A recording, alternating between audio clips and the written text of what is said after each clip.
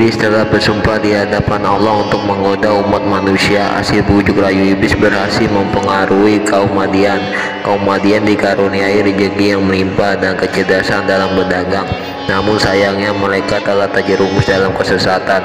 Mereka telah melupakan ajaran yang benar dan mengganti menyembah Al-Aika, sebuah pohon yang sangat besar dan berdaun lebat. Di tengah kaum Madian yang sesat, Allah menunjuk Nabi Syuaib sebagai penunjuk jalan. Nabi Syuaib masih keturunan Nabi Lut dan ia dikenal sebagai nabi yang cerdas serta pintar berkhutbah.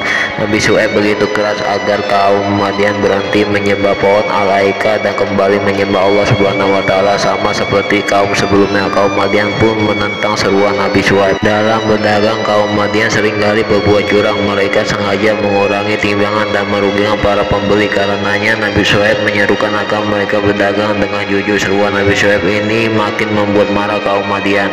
Para pemuka kaum Madian sudah tak tahan lagi dengan dakwaan Nabi Syuaib. Mereka pun berusaha mengancam Nabi Syuaib serta para pengikutnya. Jika Nabi Syuaib tidak menghentikan dakwaannya, maka Nabi Syuaib akan diusir dari Madian. Sikap kaum Madian yang selalu menolak dakwah Nabi Syuaib membuat sang Nabi merasa sedih. Nabi Syuaib kemudian berdoa dan memohon petunjuk. Allah pun memerintahkan agar Nabi Syuaib pergi dari Madian.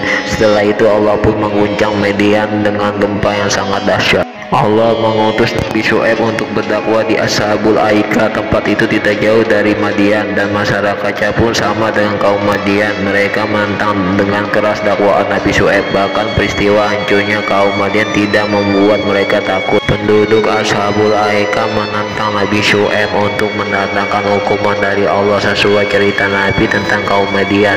Kemusyrikan dan kekafiran kaum Ashabul Aika mendatangkan hukuman dari Allah. Tiba-tiba saja mereka merasakan udara yang sangat panas membakar seluruh tubuh. Hawa panas itu berlangsung selama 7 hari berturut-turut. Setelah itu langit berwarna hitam pekat menandakan hujan lebat turun. Namun yang turun bukanlah air melainkan api batu bara yang menyala. Sungguh luar biasa hukuman dari Allah bagi kaum-kaum yang sesat dan tidak mau beriman. Nabi Syuaib bersama pengikutnya kembali ke Madian. Kota itu tidak rusak meskipun diterjang gempa yang sangat dahsyat. Hanya orang-orang yang menentang Allah saja yang dimusnahkan pada hari itu. Setelah itu Nabi Syuaib meneruskan dakwahnya, dan kepada penduduk Madian kami utus saudara mereka Syuaib. Ia berkata, hai kaumku, sembahlah Allah, sekali-kali tiada Tuhan bagimu selain Dia, dan janganlah kamu kurangi takaran dan timbangan. Sesungguhnya aku melihat kamu dalam keadaan baik, mampu, dan sesungguhnya aku khawatir terhadapmu akan ajab hari yang membinasakan.